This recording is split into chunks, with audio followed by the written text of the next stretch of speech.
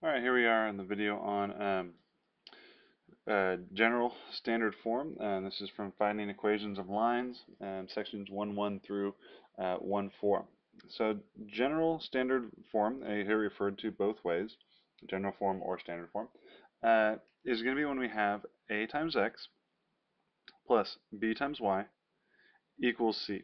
And now a and b are going to be coefficients multiplying by x and y, so you'll actually have some numbers in there, maybe 2x plus 3y. And then c is going to be a constant that they're set equal to. So for example, equals 18. Kind of our rules for being in standard form is that a is positive, meaning the a value right here has to be a positive number. B and c could both be negative, and it could be, for example, ax minus by equals negative c, depending on what those values are. And then a, b, and c are going to be whole numbers or integers for b and c. No fractions, no decimals. You would need to keep on doing some work to get rid of them at that point for it to be in standard form. So let's kind of look at this for a moment. If we again had an equation like 2x plus 3y equals 18, this isn't in a form that we're used to graphing, and maybe hopefully at this point you've reviewed it before, but the slope isn't immediately there, the x and y intercepts aren't immediately there. We don't know any point that it goes through just by looking at it. And we need to do just a brief bit of math here to get there. One way, probably the easiest way to graph a line when it's in standard form, and all the lines we're going to be going through in these sections are all straight lines, all linear functions. Later we'll get into some curved lines, but right now just straight linear functions. And so the easiest ways to find its where it's going to have its x and y intercepts. So where do you have an x-intercept? Well, you have an x-intercept when y is 0.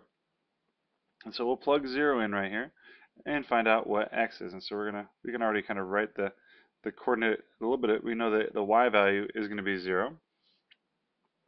So let's go through the math. So we'll have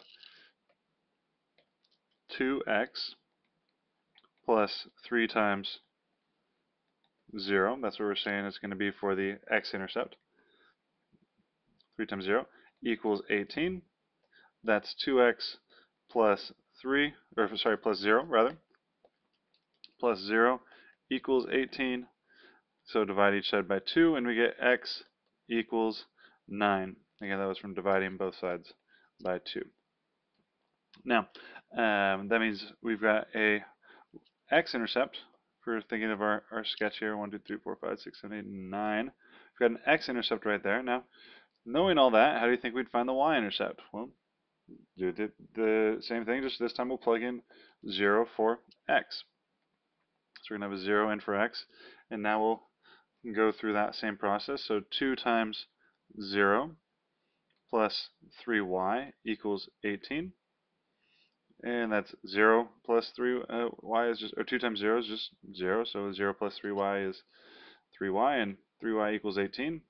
Divide each side by 3, and we get y equals 6. And y equals 6, again, when 0, or when x is 0. So there's our intercept, 0, 6, 1, 2, 3, 4, 5, 6, little sketch here, and 9, 0. And so the line is going to look something like this. Now, we go over to a bit better of a graph. We've got a program running here called GeoGebra. It's free. You can get this one online, and we're going to actually go ahead and graph those points specifically. So we have 9, 0. That's our x intercept, and 0, 6. That's our y-intercept, and there's our line. Now, once we're in that, let me make it a little bit bigger for you. Now, once we've got our x and y intercepts, we can get that against a straight line, so it's got to be right here. We can now take a look at, here's just based on the graph, hopefully we can see the slope of this is going to be -2/3. And we also can see our y-intercept is 6. We found that already. And now in our next video, we'll talk about, without graphing, how can we convert from standard form into slope-intercept form.